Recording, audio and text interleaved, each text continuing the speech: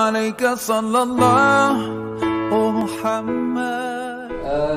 Ini yang marak terjadi kali ini, dan nyatanya yang terjadi di lapangan bahwa konten-konten semacam itu, konten berbagi yang hakikatnya adalah mengekspos kemelaratan orang lain, itu memang cukup sangat diminati oleh penonton-penonton YouTube kita.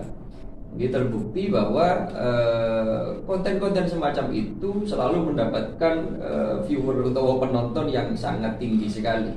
Nah, itulah saat ini, karena sebenarnya pada dan apa namanya, mungkin juga terpengaruh zaman. Di sekarang ini apapun yang kita lakukan, bahkan kadang-kadang kita jangankan sedekah yang melibatkan orang lain, kita bertadarruk, bermunajat di malam hari kepada Allah saja, tidak jarang kadang-kadang kita expose, yang padahal itu kan privat betul, itu pribadi sekali antara kita dengan Tuhan, itu masih kita expose. Karena memang zamannya sekarang itu orang mempunyai kamera semua.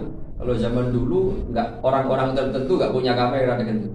Ini satu hal yang dari sudut pandang agama tentu saja harusnya kita anggap sebagai satu hal yang agak memprihatinkan. Para pendengar berarti Allah Subhanahu wa taala, kaitannya dengan konten-konten berbagi semacam itu, yang pasti ini banyak pakar yang mengatakan hal-hal semacam itu sebenarnya bukan bentuk kebaikan. Taruhlah mereka memberikan nominal tertentu, bingkisan tertentu kepada siapa? Kepada orang-orang fakir, orang miskin, itu hakikatnya biaya produksi saja.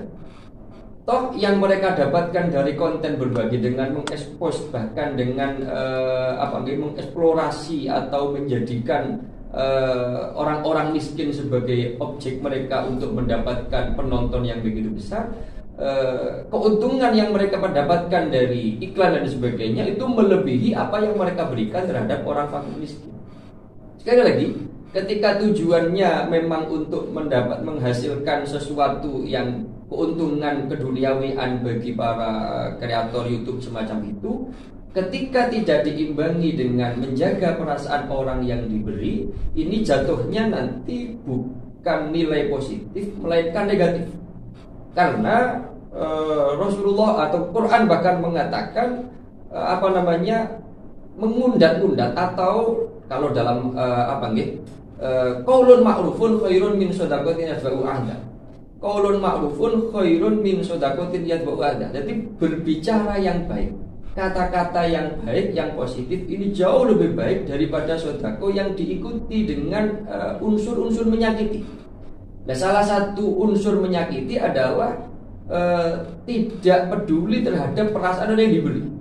Bahkan kemelaratan itu yang diekspos sedemikian rupa, yang sehingga kadang-kadang pemberian yang kita berikan kepada mereka ini lebih menyakitkan daripada pemberian itu sendiri, atau kegembiraan yang dihasilkan dari menerima bantuan itu tidak seimbang dengan sakit, dengan malu atau rasa malu yang mereka terima. Ini seringkali tidak diperhatikan. Ketika semacam itu, maka tidak ada manfaatnya hal semacam itu. Terus kita nggak bisa memukul rata bahwa setiap orang yang mendokumentasikan pemberian dengan cara memfoto, memvideo, ini adalah satu perilaku yang buruk. Tentu saja tidak.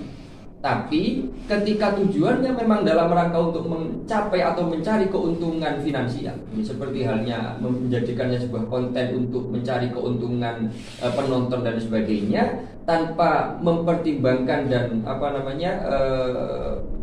memperhatikan perasaan yang diberi, ini tentu saja jatuhnya menjadi perilaku yang negatif. Bukan pahala gampangannya yang didapatkan, tapi karena ada unsur menyakiti yang tidak dipedulikan tadi itu, jatuhnya menjadi unsur menyakiti orang lain dan berdampak dosa pada pelakunya. Tapi sekali lagi, kita tidak bisa bersuudzon kepada para pemilik akun-akun semacam itu. Yang pasti, pengetahuan semacam ini, prinsip semacam ini adalah satu prinsip yang harus kita sadari untuk diri kita. Kalau kita ingin berbagi, kepingin menolong betul tanpa harus menyakiti, maka lebih utama kita lakukan secara rahasia. karena akan lebih menyelamatkan hati kita dari potensi-potensi riya bertujuan karena selain Allah, dan juga lebih melindungi privasi orang yang kita beli.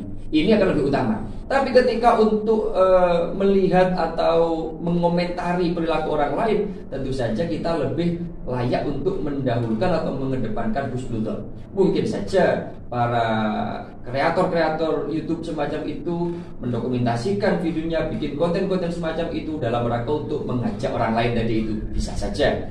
Atau mengekspos wajah-wajah fakir miskin supaya tujuannya untuk apa? Orang lain juga tahu dan nanti mau bersedekah kepada orang yang sama. Toh tidak sedikit orang-orang yang dalam kondisi berkekurangan akhirnya menjadi terbantu gara-gara diviralkan.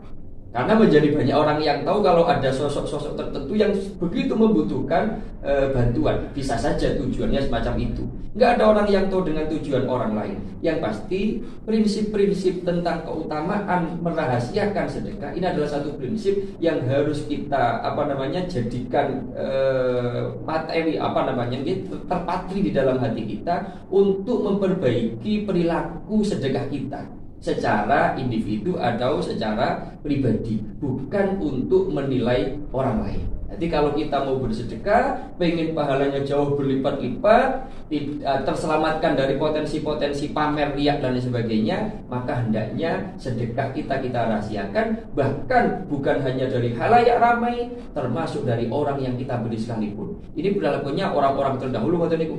Jadi tiba-tiba membagikan sembako, membagikan beras dan sebagainya kepada tetangga-tetangganya yang kurang beruntung, yang tidak berkecukupan, tanpa dia itu menunjukkan batang hidungnya. Tiba-tiba ditaruh begitu saja di halaman atau di depan rumah seseorang tersebut, sehingga orang yang diberi saja tidak tahu loh sopo sing nguwai beras iki. Nah, ini salah satu suri tauladan yang sudah dicontohkan oleh ulama-ulama kita terdahulu. Sekali lagi, ini adalah untuk prinsip diri kita, bukan untuk menilai perilaku orang lain. Karena ketika untuk menilai perilaku orang lain, lebih baik kita mengedepankan husnudzon kepada orang lain tersebut.